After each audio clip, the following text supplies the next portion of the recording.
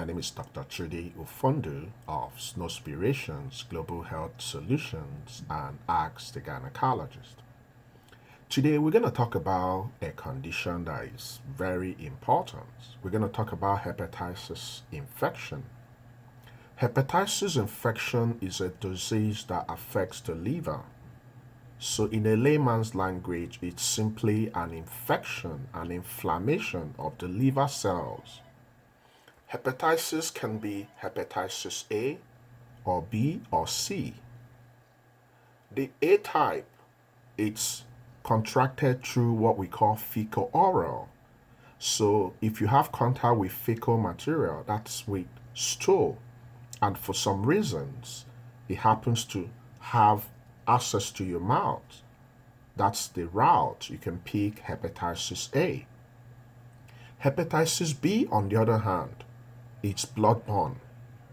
It's actually a type of hepatitis you can pick from a couple of routes. So you can pick it sexually. So it's a type of sexually transmitted disease. You can also pick it up if you share needles. You can also pick it up if you have transfusion with infected blood. Then we have hepatitis C. Hepatitis C is also the type you can also pick from blood, but it's mainly picked when you share needles and other instruments that can be used by people that are intravenous drug users. So the three different types of hepatitis have three different routes. So remember, hepatitis A can be picked up fecal-orally. So fecal means the fecal material, then orally means anytime it has contact to your mouth, you can pick up hepatitis A. Hepatitis B, on the other hand, is bloodborne. So you can pick it up when you engage in sex, when you have transfusion with infected blood, or when you share needles with people that use drugs. Hepatitis C can also be transmitted through blood. Hepatitis C is rarely transmitted through blood transfusion.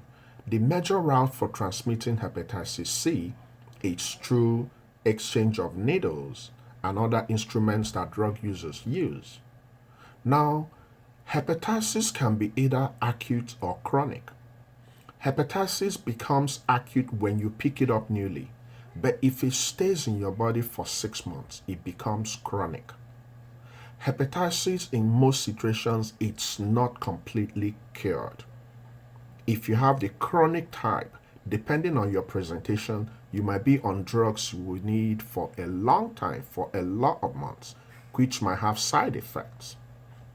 Now, specifically, hepatitis might not present with a particular symptom, but in some people, they can have jaundice. Jaundice is the yellow discoloration of the white part of your eyes or your skin. You can have joint pains, you can have fever, but they are all non-specific. Also remember, you can transmit hepatitis B to your baby if you have it during pregnancy. The good thing about hepatitis B is the fact that you can use vaccine to prevent exposure to hepatitis B. And you can also do the same for hepatitis A. You see, over time, if hepatitis is not treated, it can actually be a very big problem. It can lead to a lot of problems in the liver, including a condition we call cirrhosis, which can predispose you to liver cancer. So it's important you know your status of hepatitis, and if you're in a location where they have the vaccines for A and B, you make sure you get them. If you have chronic hepatitis, your provider will likely determine if you need medication, which you're going to take for a very long time. So it's important you know your status, and it's important you make every effort to prevent transmitting hepatitis to your baby if you're pregnant. Thank you for listening and have a great day. Bye-bye for now.